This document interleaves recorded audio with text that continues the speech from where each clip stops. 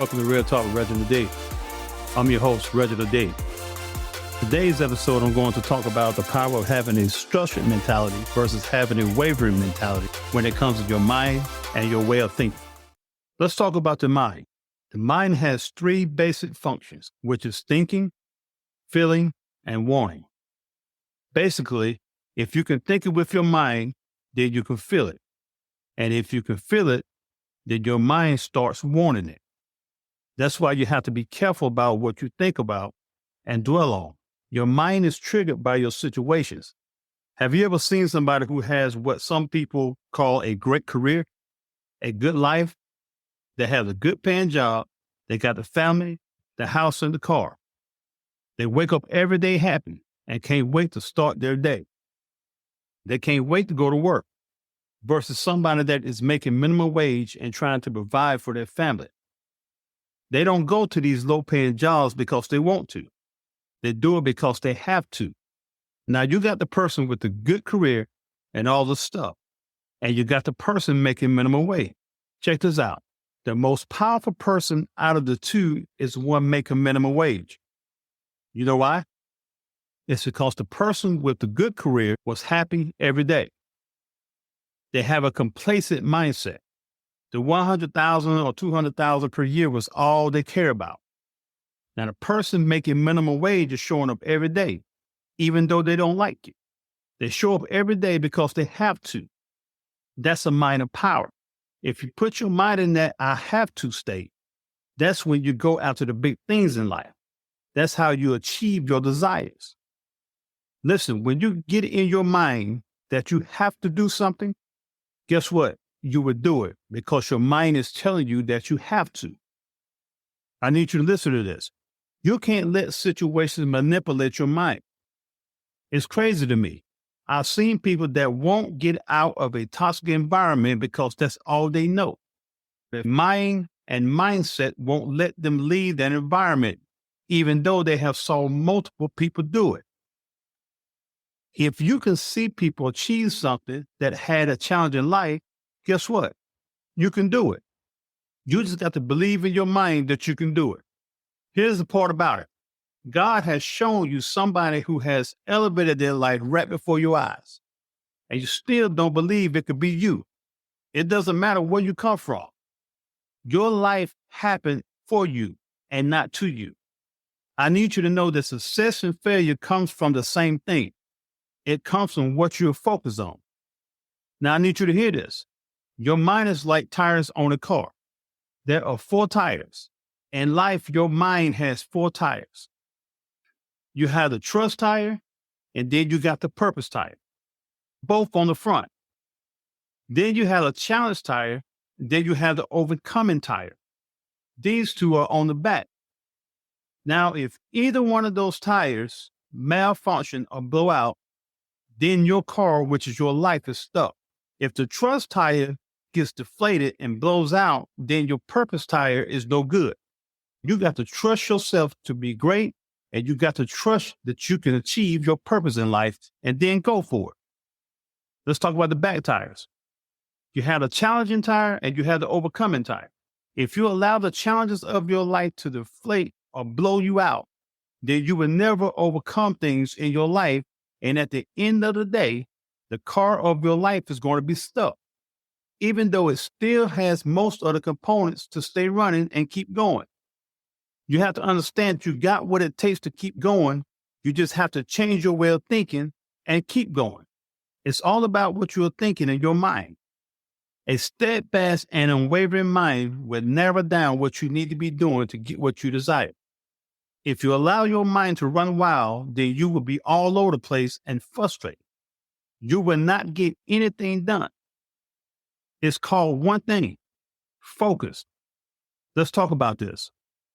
The mind can open up a whole lot of different opinions. That's why you hang with like-minded people. This is the difference between the brain and the mind. Just because you have a healthy brain doesn't mean you have a healthy mind. The brain is a physical thing. It has blood vessels and nerve cells that can be touched. However, the mind is not made of any cells and is hypothetical. I'm going to tell you this. Have you ever known somebody that just make up stories for no reason? They just flat out lie for no reason at all. And don't it seem like the stories or lies they tell are the saddest? I know a guy like that. He would make up these stories and have everybody that didn't know him feeling sad and feeling bad. So I told him one day, I said, if you're going to keep coming up with these stories, at least make them cheerful so the people who don't know you can feel good. It's all about how you allow your mind to think. Now, this guy was good at lying, and you would think he was shooting you straight.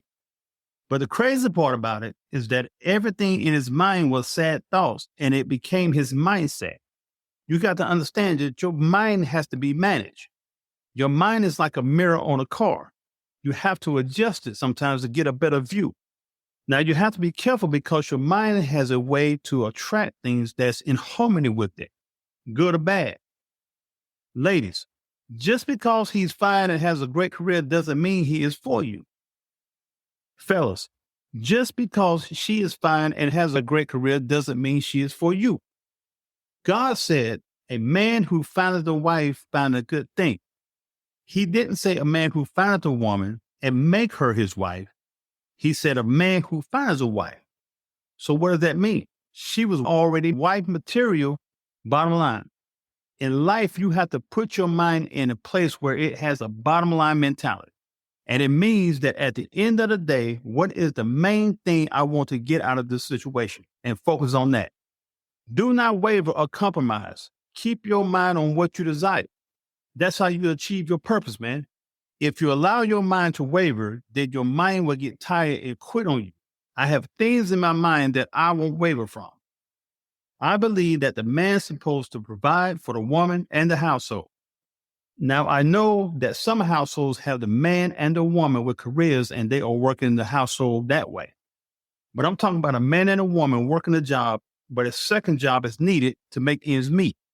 I feel like the man should take on the second job, unless something is wrong with it. If daycare is so expensive where it makes sense for one person to stay at home with the kids, well, I believe that the woman should stay home unless the couple agrees on something different. But all in all, I believe that if anybody that is going to get up and grind, it should be the man. There has to be someone out there getting it for the moment, and then you have to have a free thinker. Most men are not free thinkers. We are structured and do things in the same routine every day. If we go outside of our normal routine, then we will fall apart. So you can't allow most of us to be free thinkers. It's not in us. We are one track with safe playing minds. However, a woman will multiply whatever you give her. That's the way women are built. If you give her a house, she will make it a home. If you give her groceries, she will make a meal out of it, no matter what type of food she got to work with. And if you give her a little bit of sperm, she will give you a whole child. Here's the big one. If you make her upset or hurt her, then she will give it back to you 3 times worse. Women will multiply anything you give them. I believe that men just need to get out there and grind and allow the woman's mind to be free and come up with the opportunity to take the family to the next level. Now check this out. I told my wife about a dream I had 23 years ago. I told her that I had a dream on more than one occasion that I was going to be speaking to people all over the world. Now keep in mind that this dream was 23 years ago, way before I met my wife. We only been married for 3 years. She remembered that dream I told her about, but didn't tell me what was on her mind. She told me that I should do a podcast. Now, I didn't know nothing about doing podcasts. I just trusted her and we went with it. The crazy part about it, we started this podcast 6 months ago, and I have people listening to me all over the world. When my wife showed me that, I was blown away.